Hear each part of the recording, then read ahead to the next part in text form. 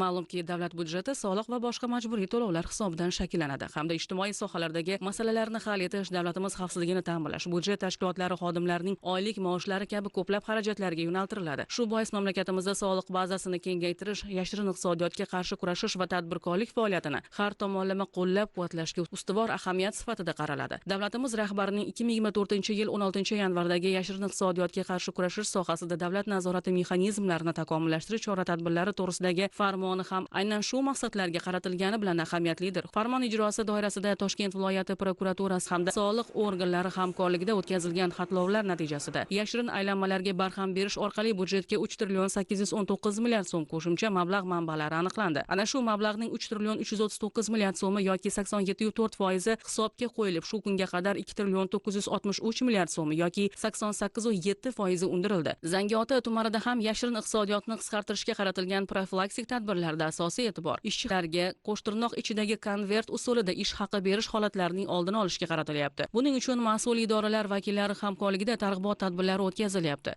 Nolegal ish o'rinlarini legallashtirishga erishilyapti. Bolalar o'yinchoqlari ishlab chiqarish korxonasida tashkil etilgan shunday tadbirlardan birida fuqaroning mehnat faoliyatiga qonuniy baho berildi va ish joyi rasmiylashtirildi. Korxonamiz 2009-yil ishga tushgan. 100 xil turdagi mahsulotlar chiqaramiz. Hozirgi vaqtda bir 30 tacha odam ishlaydi. Shu yil o'zida yana qo'shimcha 10 ga yaqin ish o'rini yaratmoqchimiz. Kelgan ishchilarni sinovida 3 kunga olamiz. Shunga qarab rasmiylashtirib olib qolamiz. Bugun ham o'zingizlar guvoh bo'ldinglar, yana bitta ishchimizni rasmiylashtirib oldik sinov muddatda edi. Qonuniy ishlashga harakat qilamiz, chunki korxonamizni ham reytingini oshirishga harakatda biz. Yana bir yo'nalish servis va xizmat ko'rsatish tarmoqlarida ham yashirin iqtisodiyot ulushi yuqori bo'lib qolmoqda. Umumiy ovqatlanish shoxobchasida o'tkazilgan o'rganishlarda nolegal ish o'rinlarini qonuniylashtirish bo'yicha targ'ibot olib borildi. Mas'ullarga ishchilarning ijtimoiy muhofazasi va mehnat huquqlari tushuntirildi. Ishxonamiz o'tgan yili noyabr oyida ish faoliyatini boshlagan. 9 kishi bilan boshlagandik ishimizni. Hozirgi kunda kelib 20 dan ortiq ish o'rnimiz bor. Eski ishchilarimiz ham hammasi ishlayapti hozirda. Bizning oshxonamiz 200 o'ringa mo'ljallangan. Bir martada 200 ta odamga xizmat ko'rsata olamiz. Mahallamizdan 2 ta kam ta'minlangan oilaning vakilini ish bilan ta'minlab, band qilib qo'ygan. Ishchilarimizni mana uzoqdan keladiganlarni transport bilan ta'minlaganmiz. Shu yerda qoladiganlar bo'lsa yotoq joy bilan ta'minlaymiz. Hamma sharoitlarimiz yetarli. Oylik maoshlari o'z vaqtida bo'ladi. Yangi kelgan ishchilarga ustoz biriktirib ish o'rgatamiz. Bu yilda mana faoliyatimizni kengaytirib yana 5 ta ish o'rni yaratish harakatini qilyapmiz. Hozirgi kunda Navqiron mahallamizda 5700 dan ortiq aholimiz bor. Tadbirkorlik subyektlarimiz 64 tadan iborat. Bular 24 tasi ishlab chiqarish korxonalari. Yil boshida ular 54 tani tashkil qilardi.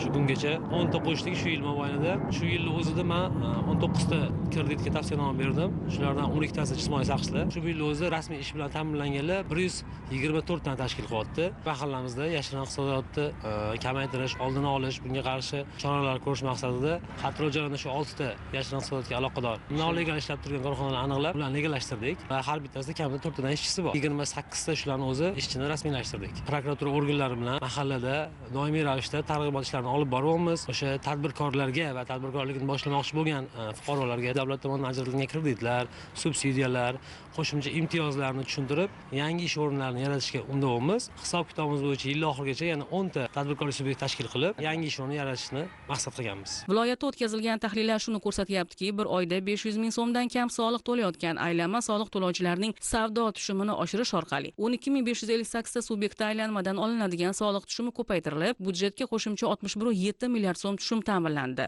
Shuningdek, aylanmadan soliq to'lovchilarini qo'shilgan qiymat solig'i to'lovchisiga o'tkazish hisobiga soliq tushumlari oshirilib, 776 ta korxonadan hisobot talab qilinishi natijasida 23.2 milliard so'm undirildi. Umumiy ovqatlanish savdo va xizmat ko'rsatish shoxobchalarida naqd pulning bank tizimi orqali emas, balki bankdan tashqari aylanishi yashirin iqtisodiyot o'sishiga turtki beradi. Bu esa davlat byudjetiga tushumlarning kamayishiga hamda moliyaviy shaffoflikning buzilishiga olib keladi. Shu bois prokuratura va soliq organlari mas'ul xodimlari mahallalarda, mehnat jamoalarida hamda tadbirkorlik subyektlari ishtirokida uchrashuvlar tashkil etib, aholi va iste'molchilarga savdo madaniyatini oshirish, har bir xarid uchun chek talab qilish orqali davlat byudjetiga tushumni ko'paytirish muhimligini tushuntirmoqda. Shuningdek, soliq organlari tomonidan savdo va xizmat ko'rsatish shoxobchalarida onlayn kassa mashinalaridan foydalanish, mijozlarga QR kod orqali keshbek cheklari berish tizimi nazoratga olingan. Do'konimizda asosan oziq-ovqat va nooziq-ovqat mahsulotlari sotish bilan shug'ullanamiz. 9 oy davomida 2,5 milliard tovar aylanishiga erishdik. Shundan 200 million soliq to'ladi. 2 navbatda ishlaganimizda 12 kishini ish bilan ta'minladi. Mahalladan kam ta'minlangan oiladan bir nafar ishchi olgan. Lamur Temir mahallamizda 56 ta korxona bo'lib, shularni 3 tasini legallashtirildi shu kungacha. Byudjet taqsimoti bo'yicha mol-mulk va yer soliqlarini tushumi undirish ishlari olib borilyapti. To'lov muddatimiz 15-oktyabr bo'lgani uchun oxirgisi mahalla raislari 7lik ishlarni olib boramiz. Yil boshidan beri mahallamizda 60 ga yaqin ish o'rni legallashtirilgan. Soliqchi ko'makchi tamoyil asosida ish olib boryapmiz. Asosiy e'tiborni profilaktik tadbirlarga qaratamiz. Viloyatda qurilish korxonalarida o'tkazilgan nazorat tadbirlarida ayrim pudrat tashkilotlari smeta xarajatlari bo'yicha haqiqatda ajratilgan mehnat xarajatlarini hisobotlarda kamaytirib ko'rsatgani ma'lum bo'ldi. Bu yo'nalishda o'tkazilgan tekshiruvlarda aniqlangan holatlar yuzasidan 28 ta korxonadan 8,7 milliard so'm mablag' byudjetga undirildi. Ishchi guruh Zangiota tumanidagi qurilish tashkilotlarida bo'lib pudratchi va buyurtmachi o'rtasidagi shartnomalar ijrosi, mehnat intizomi hamda texnik xavfsizlik qoidalariga rioya etilishi holatini o'rgandi. Tadbirkorlik subyektlari vakillariga amaldagi mehnat va soliq qonunchiligi bo'yicha tushunchalar, zarur tavsiyalar berildi. Kompaniya tomonidan 20 gektardan ziyod yer maydonida 20 dan ortiq ko'p xonadonli uy-joy qurilyapti. Kompaniyamizda 200 ga yaqin ishchi xodimlar ishga olingan. Ular har bittasi yagona mehnat milliy dasturi asosida ishga qabul qilingan. Ishga keladigan har bir xodim bilan suhbatlashib, ularga texnika xavfsizligi tushuntirilgan holda ularga ishga qabul qilamiz. 3 mahal issiq ovqat beriladi, yotoq joylari mavjud. Ishchilar bilan bugungi kunda o'sha texnika xavfsizlik to'g'risida suhbat olib boramiz, sababiki o'sha qurilishda har xil noxush voqealar sodir bo'ladi. Bu bizni o'zimizga ham kompaniyaga ham javobgarlik olib keldi. Shu sababli ulardan suhbat o'tkazilgan holda ishga qabul qilamiz. Norasmiy ishchilarni ishlashini oldin olish maqsadida prokuratura xodimlari kelib biz bilan suhbat o'tkazib turadi. Ayrim ishchilar call center orqali kelyapti, biz ularni qabul qilyapmiz. Mana oxirgi 3 kunda 20 dan ortiq ishchilarni o'sha call center orqali qabul qildik. Yagona mehnat tizimi orqali ishga qabul qilindi. Yil boshidan beri aholi bandligini ta'minlash yillik reja o'zi 25345 ta bo'lgan. Yanvar-sentyabr oyida 24771 ta fuqaro bandligi ta'minlandi. Yil boshidan beri prokuratura bilan birgalikda 16 ta yarmarka o'tkazib, o'shandan 350 ta ishsiz fuqarolarning bandligini ta'minladik. 95 nafar ishsiz bo'lgan fuqaroni kasb hunarga yo'naltirdik. Qo'shimcha dasturlar shakllantirilgan. Norasmiy ish o'rinlarini rasmiylashtirish, ya'ni legallashtirish bo'yicha departament bilan birgalikda ishlab chiqarish, tadbirkorlik subyektlariga kirib, rasmiylashtirib, ish o'rinlarini yil boshidan beri 2721 ta legallashtirganmiz. Zangiota tumani hokimligida tashkil etilgan tadbirda ham aynan shu masalalar muhokama qilindi. Unda ta'kidlandiki, tumanda mahalliy byudjet tushumlari rejadan ortiq bajarilgan bo'lsa-da, qo'shimcha soliq manbalari aniqlangan. Hududlarda o'tkazilayotgan nazorat tadbirlari va fuqarolarning murojaatlari asosida mahallalarda yashirin faoliyat yuritayotgan subyektlar mavjudligi qayd etilgan. Ayrim savdo va xizmat ko'rsatish shoxobchalarida ishchi o'rinlari to'liq rasmiylashtirilmagan. Bunday joylarda sanitariya gigiyena talablariga rioya qilinmasligi, ishchilarning hayoti va sog'lig'iga salbiy ta'sir etuvchi omillar borligi ta'kidlandi. Yashirin iqtisodiyot bilan bog'liq masala har bir mahalla kesimida tahlil qilindi. Nazorat tadbirlarida aniqlangan holatlar yuzasidan ma'lumotlar berildi. Mas'ul idoralar rahbarlari jiddiy ogohlantirildi. Shuningdek, tumandagi bozorlar va savdo komplekslaridagi tushum holati qoniqarsiz ekani qayd etildi. Tizimni raqamlashtirish, ijara shartnomalarini qayta ko'rib chiqish, shartnomalarga o'zgartirishlar kiritish va ikki tomonning mas'uliyatini yanada oshirish yuzasidan takliflar berildi. Ushbu yig'ilishda Zangiota tumanida 3-chorak daromadlar rejasi 28 milliard belgilangan bo'lib, amalda 37 milliard reja bajarilgan. Bu esa o'z navbatida 130% ni tashkil etgan. Shu bilan bir qatorda tumanda mavjud zaxira va imkoniyatlardan keng foydalanish imkoniyatlari ko'rib chiqildi. Shundan kelib chiqib, mas'ullarga bir qancha topshiriqlar berildi, chora-tadbirlar belgilandi. Ushbu chora-tadbirlardan birini aytadigan bo'lsak, mahalla raisi boshchiligida soliq inspektorlari bilan birgalikda mahallalarda aholining mol-mulk va yer solig'idan bo'lgan qarzdorliklarni undirish bo'yicha targ'ibot va tashviqot ishlarini olib borishi, mazkur mablag' hisobidan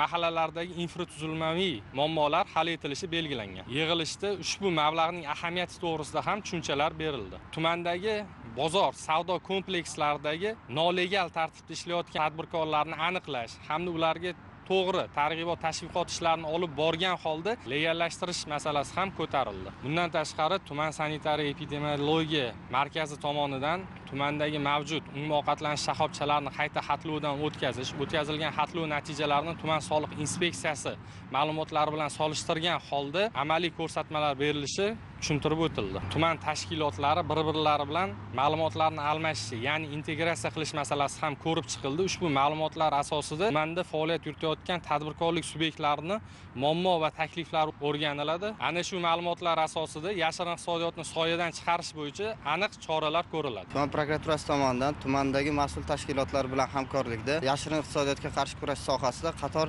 ishlar amalga oshirilmoqda. Xususan, dehqon xo'jaligi faoliyatini tashkil etish maqsadida e-auksion elektron platformasidan g'olib deb topilgan 1375 nafar fuqarolarning faoliyati o'rganilganida, ularning 1264 nafarida 8 milliard soliq qarzdorligi aniqlandi hamda ularni undirish choralari bugungi kunda ko'rilmoqda. Bundan tashqari tumanda 900 ga yaqin yakka tartibdagi tadbirkorlarni 1 milliardga yaqin soliq qarzdorliklari undirish choralari ko'rilmoqda. Bugungi kunda bu qarzdorliklar yuzasidan sud qarorlari chiqarilgan bo'lib, ularning ijrosi ta'minlanishi nazoratga olindi.